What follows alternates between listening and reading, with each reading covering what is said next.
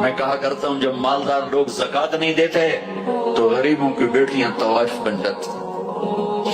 جب مالدار لوگ اپنے جنت بنا دنیا کو جنت بناتے ہیں اور غریبوں کو بھول جاتے ہیں تو غریبوں کی بیٹیوں کی عزتیں یوں نیلام ہوتی ہیں. وہ ساری زندگی کے لیے طوائف کا داغ اپنے ماتھے پہ لیتی ہیں اور زندگی بھر عزت کا ایک لمحہ نہیں گزار سکتی. اور طوائفوں سے کھیلنے والے وہ ویسے ہی مسٹر رہتے ہیں, وہ ویسے ہی ہز ہائنس رہتے ہیں, ویسے ہی یور آنر رہتے ہیں. ایک بچی کی عزت برباد ہو گئی اور اس خبیث کی عزت ویسے کے ویسے ہے. اس لیے تو میرے اللہ نے قیامت کا دن رکھا ہے, اس لیے تو میرے اللہ نے قیامت کا دن رکھا ہے. ہائے ہائے ہائے ہائے, ایسے تو نہیں حسین سر کٹوا کے نیزوں پہ چڑھ گئے اور آل رسول کے سیٹے گئے اور بوٹی بوٹی ان کے ہو گئی کہ اللہ کو نہیں چھوڑنا باقی سب چھوڑ دیں گے. جس امت کے پاس کربلا کی تاریخ ہو وہ امت نماز چھوڑ دے, وہ امت جھوٹ بولے, شراب پی, زنا کرے. جلا دو اپنی تاریخ کو, جلا دو اپنی کتابوں کو, جلا دو اپنی میراث کو. جو کرنا پھر جو مرضی کرو, بھلا دو حسین کی قربانی کو. یہ کوئی زندگی ہے جو ہم گزار رہے ہیں؟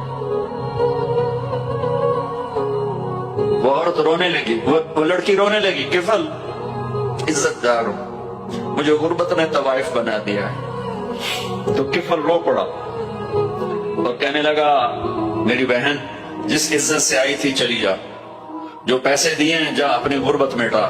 ہدیہ 60 دینار 1 لاکھ رینڈ بنتا ہے, جا اپنی غربت مٹا اور میرے لیے دعا کر, میں بہت گندا انسان ہوں, میں تیری آنسوؤں کو دیکھ کر میں بھی توبہ کرتا. وہ لڑکی گھر پہنچی, پیچھے کفل مر گیا, اس کو نہیں پتا موت آئی کھڑی ہے سر پہ, وہ مر گیا. اللہ آخرت سے پردہ نہیں اٹھایا اللہ نے. وَمِن وَرَائِهِمْ بَرْزَخٌ إِلَىٰ يَوْمِ يُبْعَثُونَ, پردہ ہے. مر گیا, کیسے مرا, کس حال میں مرا, کچھ پتہ نہیں. اس کی قدردانی پہ قربان جاؤں. کل اگر یہ مردہ ملتا نا اپنے گھر میں, اس کو کسی نے اٹھانا نہیں تھا, کمرے میں ہی دبا دینا تھا, وہیں پتھروں میں اس کو دبا دینا تھا. یہ ایسا انسان تھا, لیکن وہ تو توبہ کر چکا تھا. اور توبہ کے بعد کی زندگی 15 منٹ, آدھا گھنٹہ, گھنٹہ, سوا گھنٹہ, 2 گھنٹے ہے. اور 30 سال کی زندگی زنا اور شراب میں ہے, اور آدھے گھنٹے کی زندگی میں صرف نیت کی ہے. کل تک تو بھی سورج میں نہیں دیکھا اور موت نے آ کے اٹھا لیا.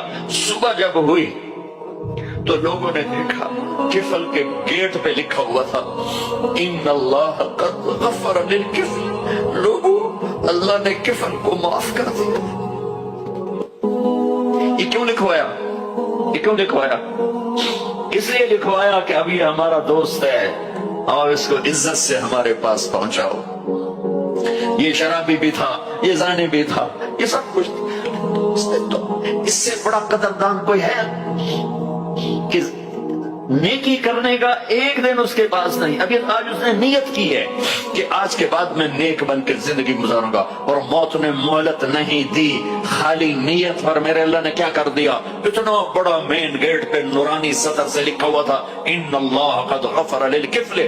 اللہ نے کفل کو معاف کر دیا. یعنی جاؤ اس کو عزت کے ساتھ لے کر آؤ اور میرے دربار میں پہنچاؤ. یہ اللہ ہے. میرے عزیزو, اللہ کے واسطے اپنے اللہ سے دوستی کر لو, اپنے اللہ کو اپنا بنا لو. اس کو اپنا بنانا دنیا کا سب سے آسان کام ہے کہ تم اس سے دوستی لگا کے ٹوٹ بھی جائے پھر توبہ کرو پھر معاف کر دیتا ہے, پھر ٹوٹ جائے پھر توبہ کرو وہ پھر معاف کر دیتا ہے. یہ راڈ ہے, یہ 1 2 3 4 5 6 7 8 یہاں سے 7 8 جگہ سے ٹوٹ جائے, ہم اس کو ویلڈ کریں گے, ویلڈ کر کے پھر اس کو پینٹ کریں گے تو یہ سیدھا ہو جائے گا. لیکن وہ ہمیں پوائنٹ نظر آئے گا, یہ ٹوٹا ہوا ہے, یہ ٹوٹا ہوا ہے, یہ ٹوٹا ہوا ہے. ٹھیک ہے نا میری بات؟ ایک اب اللہ کی سنو.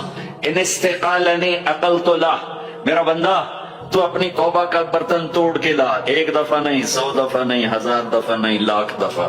جب ٹوٹے آیا, جب ٹوٹا آیا, جب ٹوٹا آیا. اب یہ 10,000ویں دفعہ یا 10,00,000ویں دفعہ توبہ کا برتن اس کے پلے کیا رہ گیا, ٹکڑے ٹکڑے نہیں, پرزے پرزے ہو گیا. میرا لگا تھا عقل تو لا, جب میں تجھے معاف کروں گا تو ایسا بنا دوں گا کہ جوڑ نظر ہی نہیں آئے گا, یہ ان کو بھی نہیں پتہ چل، یہ یہاں بیٹھے ہوئے کرامن کاتبین یہ بھی سمجھے گئے اس نے تو کوئی توبہ توڑی ہی نہیں، یہ تو ہے ہی سلامتی والی توبہ۔ یہ میرے آپ کے اللہ کا معاملہ ہے اپنے بندے کے ساتھ۔ بنو اسرائیل میں ایک نوجوان اپنی بدماشی اور عیاشی کی وجہ سے بہت زیادہ بدنام ہو گیا، تو لوگوں نے اسے گھر سے اور شہر سے نکال دیا۔ شہر سے باہر نکلا، کچھ عرصے بعد کھانے پینے کے اسباب ختم ہوئے تو موت نے آ گھیرا۔ اب اس نے بے قرار ہو کر، ادھر سب بائیکاٹ کر چکے تھے، کوئی اس کے قریب نہیں جائے گا، تو جب موت نے پکڑا تو ادھر دیکھا کوئی ہے مددگار نہیں، ادھر دیکھا کوئی ہے کوئی نہیں، تو آگے دیکھا پیچھے دیکھا دائیں دیکھا بائیں دیکھا کوئی نہیں ہے، تو پھر اس نے یوں آسمان کو دیکھا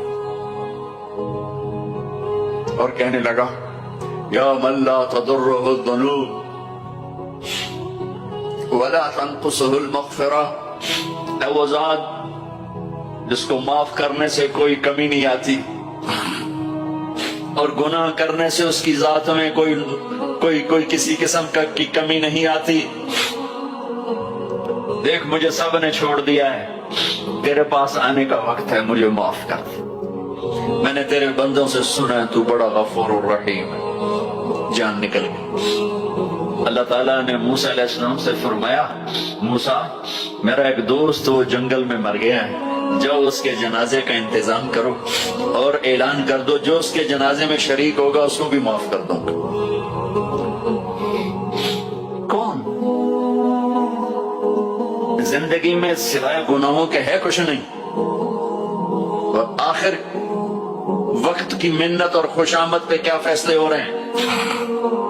لوگوں نے دوڑ لگائی، آگے دیکھا تو وہی نوجوان شراب پیزا نیجو آ رہی بھیڑا کہ موسیٰ یہ تو وہ ہے جس کو ہم نے شہر سے نکال دیا تھا، تو یہ ایسا ولی کیسے ہو گیا کہ ہم اس کے جنازے میں آئیں گے تو بخشے جائیں گے۔ تو موسیٰ علیہ السلام نے اللہ سے پوچھا یا اللہ تیرے بندے کہہ رہے ہیں کہ یہ بہت برا ہے، تو کہہ رہا ہے میرا دوست ہے، تو میں کیا کروں؟